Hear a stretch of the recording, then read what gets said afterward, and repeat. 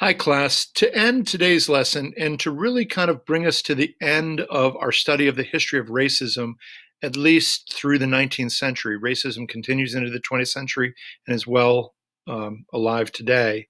Um, to end this, I think it would be appropriate to have you listen to the beginning of a book that just came out. This book is brand new in March of 2020. The book is called Stamped: Racism, Anti-Racism, and You. It's narrated by Jason Reynolds, who has a wonderful storytelling voice. It's based on a larger book that I've read called Stamped from the Beginning, and it's one of the reasons why we're learning what we're learning now. But we're going to listen to Ibram Kendi. He's one of our vocabulary words from the Quizlet that we shared out. Ibram Kendi is the foremost thinker in the history of racism, especially in the history of racism in America.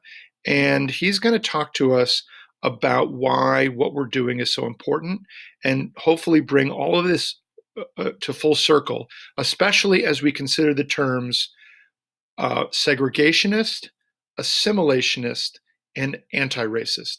So I'm going to stop talking. We're going to play this. And at the end of it, we will take a little bit of time to have some discussion.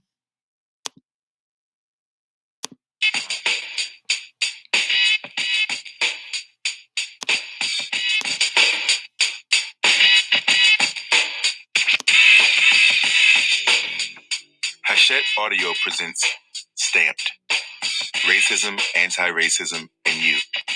Written by Jason Reynolds and Ibram X. Kendi. Read for you by Jason Reynolds with an introduction read by Ibram X. Kendi.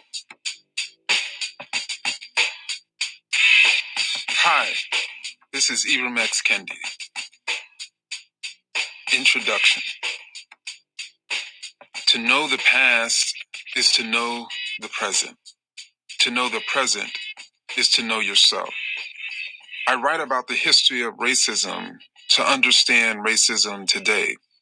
I want to understand racism today to understand how it is affecting me today. I want you to understand racism today to understand how it is affecting you and America today. This book you're listening to is a remix of my book, Stamped from the Beginning, a narrative history of racist and anti-racist ideas. A racist idea is any idea that suggests something is wrong or right, superior or inferior, better or worse about a racial group. An anti-racist idea is any idea that suggests that racial groups are equals.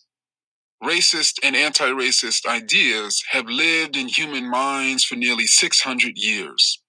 Born in Western Europe in the mid-1400s, racist ideas traveled to colonial America and have lived in the United States from its beginning. I chronicled their entire life in Stamped from the Beginning. The novelist Jason Reynolds adapted Stamped from the Beginning into this book for you. I wish I learned this history at your age, but there were no books telling the complete story of racist ideas. Some books told parts of the story. I hardly wanted to read them, though. Most were so boring, written in ways I could not relate to. But not Jason's books, not this book. Jason is one of the most gifted writers and thinkers of our time. I don't know of anyone who would have been better at connecting the past to the present for you. Jason is a great writer in the purest sense. A great writer snatches the human eye in the way that a thumping beat snatches the human ear, makes your head bop up and down. It is hard to stop when the beat is on. A great writer makes my head bop from side to side. It is hard to stop when the book is open. I don't think I'm a great writer like Jason, but I do think I'm a courageous writer. I wrote Stamped from the Beginning with my cell phone on, with my television on, with my anger on, with my joy on, always thinking on and on. I watched the televised and untelevised life of the shooting star of Black Lives Matter during America's stormiest nights. I watched the televised and untelevised killings of unarmed Black human beings at the hands of cops and wannabe cops. I somehow managed to write Stamped from the Beginning between the heartbreaking deaths of 17-year-old Trayvon Martin and 17-year-old Darnisha Harris and 12-year-old Tamir Rice and 16-year-old Kimani Gray and 18-year-old Michael Brown. Heartbreaks that are a product of America's history of racist ideas, as much as a history of racist ideas is a product of these heartbreaks. Meaning, if not for racist ideas, George Zimmerman would not have thought the hooded Florida teen who liked LeBron James, hip hop, and South Park had to be a robber. Zimmerman's racist ideas in 2012 transformed an easygoing Trayvon Martin walking home from a 7-Eleven holding watermelon juice and Skittles into a menace to society, holding danger. Racist ideas caused people to look at an innocent Black face and see a criminal.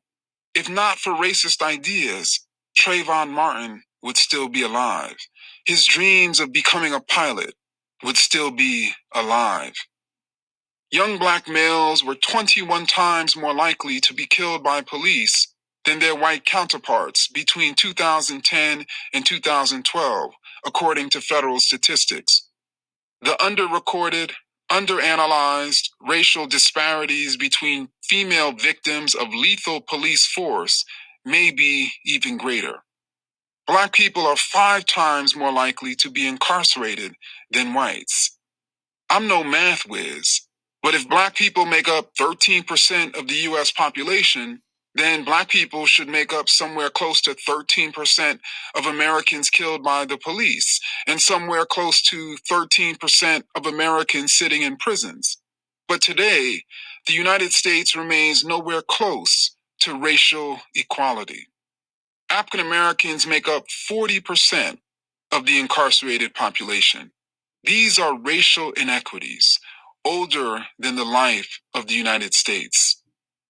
Even before Thomas Jefferson and the other founding fathers declared independence in 1776, Americans were arguing over racial inequities, over why they exist and persist, and over why white Americans as a group were prospering more than Black Americans as a group. Historically, there have been 3 groups involved in this heated argument. Both segregationist and assimilationist, as I call these racist positions in Stamped from the Beginning, think Black people are to blame for racial inequity. Both the segregationist and the assimilationist think there's something wrong with Black people, and that's why Black people are on the lower and dying end of racial inequity. The assimilationists believe Black people as a group can be changed for the better, and the segregationists do not. The segregationists and the assimilationists are challenged by anti-racists. The anti-racists say there's nothing wrong or right about Black people, and everything wrong with racism. The anti-racists say racism is the problem in need of changing, not Black people. The anti-racists try to transform racism. The assimilationists try to transform Black people. The segregationists try to get away from Black people. These are the 3 distinct racial positions you will hear throughout Stamped: racism, anti-racism, and you.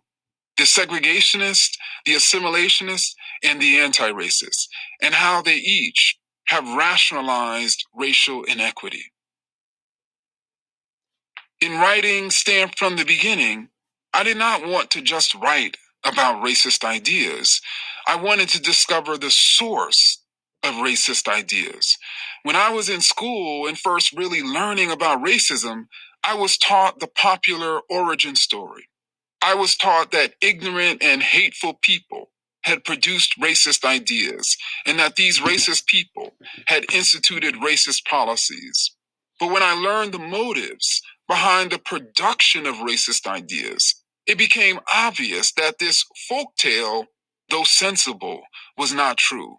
I found that the need of powerful people to defend racist policies that benefited them led them to produce racist ideas. And when unsuspecting people consumed these racist ideas, they became ignorant and hateful. Think of it this way. There are only two potential explanations for racial inequity: for why white people were free and black people were enslaved in the United States. Either racist policies forced black people into enslavement, or animalistic black people were fit for slavery. Now, if you make a lot of money enslaving people, then to defend your business, you want people to believe that black people are fit for slavery. You will produce and circulate this racist idea to stop abolitionists from challenging slavery, from abolishing what is making you rich. You see, the racist policies of slavery arrive first, and then the racist ideas follow to justify slavery. And these racist ideas make people ignorant about racism and hateful of racial groups. When I began writing Stamped from the Beginning, I must confess that I held quite a few racist ideas. Yes, me. I'm an African American. I'm an historian of African Americans. But it's important to remember that racist ideas are ideas. Anyone can produce them or consume them, as this book shows. I thought there were certain things wrong with Black people and other racial groups, fooled by racist ideas.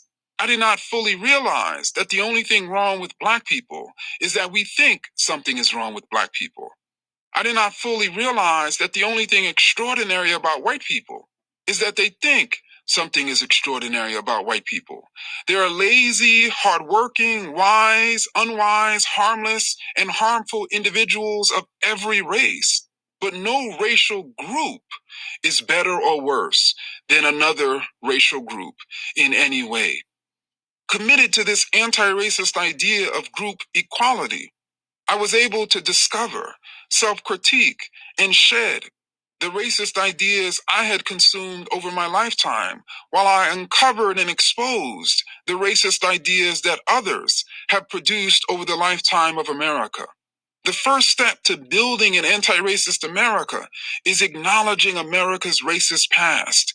By acknowledging America's racist past, we can acknowledge America's racist present. In acknowledging America's racist present, we can work towards building an anti-racist America, an anti-racist America where no racial group has more or less, or is thought of as more or less. An anti-racist America where the people no longer hate on racial groups or try to change racial groups. An anti-racist America where our skin color is as irrelevant as the colors of the clothes over our skin. And an anti-racist America is sure to come. No power lasts forever. There will come a time when Americans will realize that the only thing wrong with Black people is that they think something is wrong with Black people. There will come a time when racist ideas will no longer obstruct us from seeing the complete and utter abnormality of racial disparities. There will come a time when we will love humanity, when we will gain the courage to fight for an equitable society for our beloved humanity, knowing intelligently that when we fight for humanity, we are fighting for ourselves. There will come a time, maybe, just maybe, that time is now. So that was Ibram Kendi introducing this book called Stamped: Racism, Anti-Racism, and You. It just came out. If you'd like to read this book or listen to this book, you can go to audible.com and you can begin with your parents' permission to download a book like this and listen to this book. It's excellent. And it gets into a lot of the things that we've already been studying, but it takes those ideas even further and argues them more completely. If you'd like to buy the book and read it, you could do that as well.